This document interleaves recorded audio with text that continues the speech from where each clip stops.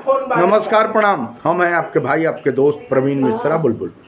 देखिए, अभी शिक्षा विभाग से एक बहुत बड़ी खबर सामने आ रही है। बता दें कि आगामी 12 तारीख से 12 मार्च से वार्षिक परीक्षा यानी एनुअल एग्जामिनेशन बच्चों का शुरू हो रहा है। अब इसमें एक बड़ा आदेश जारी हुआ है कि केवल वही बच्चे स्कूल आएंगे जिनका परीक्षा है। बाकी बच्चों को बुलाकर बिना मतलब भीड़ इकट्ठा नहीं करना है। इसकी जो अवहेलना करेगा उस पर कार्रवाई होगी।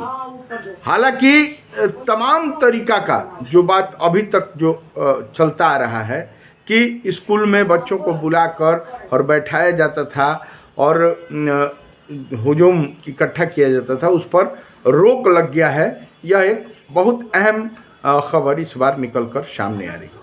बता दें कि जो बच्चे घर रहेंगे, जिन बच्चों का परीक्षा नहीं होगा, जैसे 3, 4, 5 क्लास के बच्चों का अगर परीक्षा है और पहला दूसरा क्लास के बच्चों का अगर परीक्षा नहीं है, तो वे बच्चे अपने घर रहकर परीक्षा की तैयारी करेंगे।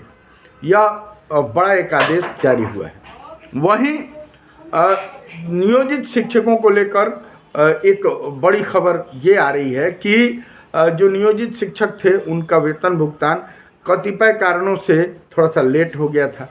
तो लेट हो गया तो जो भकभेलन बन गए, जो साथ में 20 साल 22 साल तक लगातार नौकरी करते रहे और वे बात को समझे नहीं। मामूली से मामूली परीक्षा, जो बिहार के यशस्वी मुख्यमंत्री नीतीश कुमार जी बार बार कह रहे थे कि मामूली से मामूली, उससे भी मामूली, उससे भी मामूली, मामूली से भी मामूली, क ख अगर नहीं आता हो फिर भी पास हो जाएंगे, वैसा मामूली परीक्षा देकर जो राज्यकर्मी बनने के चक्कर में चले गए, उन राज्यकर्मियों की स्थिति ये है कि वे अब समाज में भकभेलन साबित हो रहे हैं।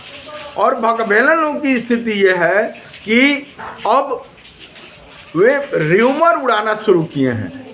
पहले तो अपना जो ग्रेजुएटी 20 साल 22 साल का था वो गंवा दिए। फिर वे जो ग्रेड पे वेतनमान था 2015 में जो नियोजित शिक्षकों ने संघर्ष करके, बंशीधर ब्रजवासी के नेतृत्व में जो संघर्ष करके और 5200 से 20,200 का वेतनमान 2000 का ग्रेड पे जो मिला था, पे मैट्रिक्स के हिसाब से मिला था, 120 दिन का जो ईएल मिला था अर्जिता अवकाश, उसको बर्बाद करके और ये मामूली से मामूली परीक्षा के चक्कर में जो चले गए, अब बेचारे वो बुरे फंस गए। बुरे इस वजह से फंस गए कि ये लोग अब, जैसे अगर आपको बता दें, पिछले भी बताए थे हम कि जो अगर 10 की संख्या में भी कोई कर्मचारी हो, प्राइवेट नौकरी भी अगर लगातार 2 साल 3 साल कर दिया है तो उसको ग्रेजुएटी का लाभ मिलता है। आप जो तमाम शिक्षक हैं उनकी संख्या लगभग 4.5 लाख थी और 4.5 लाख नियोजित शिक्षक लगातार 20 साल 22 साल तक नौकरी करते रहे, साथ में करते रहे, तो उनको ग्रेजुएटी का लाभ मिलेगा कि नहीं।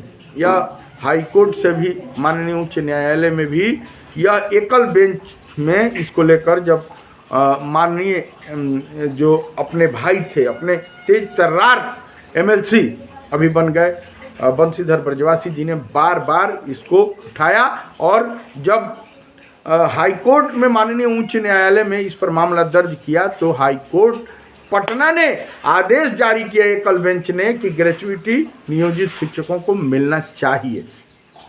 अब एनपीए में चली गई है सरकार को तो किसी भी प्रकार से भाई नियोजित शिक्षकों को फंसा के मामूली परीक्षा, ये परीक्षा वो परीक्षा के चक्कर में राज्यकर्मी बना देंगे, हेलीकॉप्टर दे देंगे, रसगुल्ला दे देंगे, ये दे देंगे।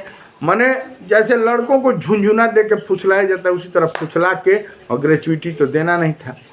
तो ये मामूली परीक्षा के चक्कर में कुछ लोग फंस गए, कुछ लोग राज्यकर्मी बनने के चक्कर में फंस गए, जिनको गांव देहात में भकभेलन कहा जा रहा है। अब इन भकभेलनों के पास कोई काम ही नहीं है।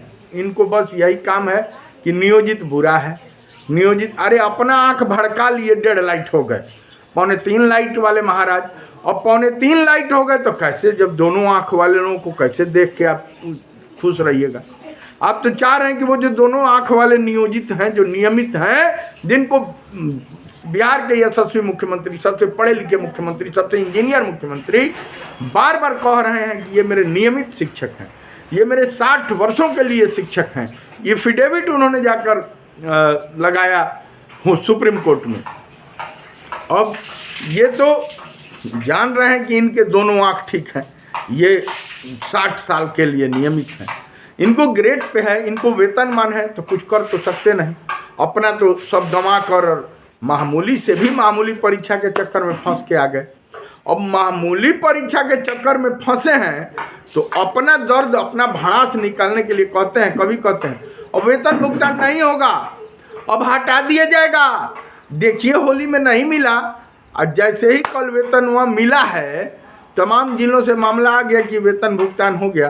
अब तो मुंह बेचारे का, अब मुंह तो सूख गया इन लोगों का। इन लोगों को तो समझ में आ गया कि भाई इन लोगों को जब तक संविधान रहेगा तब तक नियोजित शिक्षकों को कोई हटा ही नहीं सकता है, और ये नियोजित नहीं, ये नियमित हैं। इन लोगों को अब समझ में आया है, पूजा के अब तो समझ में आ गया कि भकबैलन माने क्या होता है। तो देखिए एक बात बताते हैं, एक छोटा सा कहानी आपको बताते हैं कि जब तक ये नियोजित शिक्षक थे, साथ में थे, इनका इज्जत सम्मान था।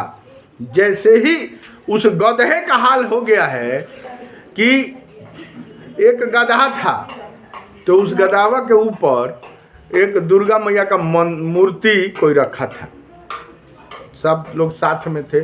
तो गधावा के दुर्गा मैया का एक मूर्ति रख दिया गया उसके ऊपर।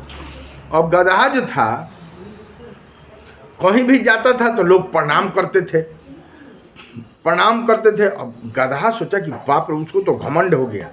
वो सोचा कि हम तो बहुत बड़े आदमी हो गए हैं।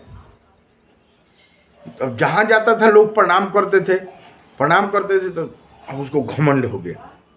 घमंड हो गया तो क्या किया कि सोचा कि अब तो मैं बहुत बड़ा आदमी हो गया हूँ, अब यह जो मेरे पीठ पर भार है, वजन है, इसको ढकेल के उतार दूँ। अब तो मैं ऐसे ही पूजनीय हो गया हूँ, सब लोग हम जा रहे हैं तो पूज रहे हैं।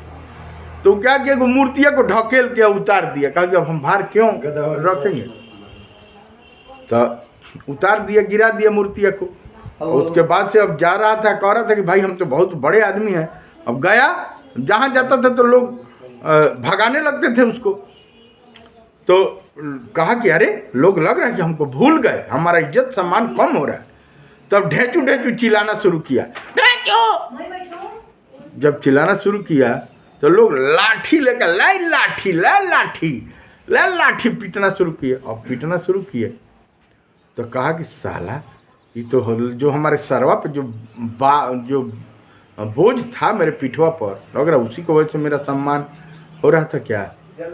तो यही बात है कि जब सबके साथ थे तो इज्जत था। जैसे ही वो भकभेलन बने, सारा गांव देहात के लोग उसको भकभेलन कह रहे हैं। इसीलिए काम वह करो जो सम्मानजनक हो। अगर साथ में हो तो साथ में रहो, जो साथ में नहीं है उसका इज्जत नहीं है। एकता में बल होता है।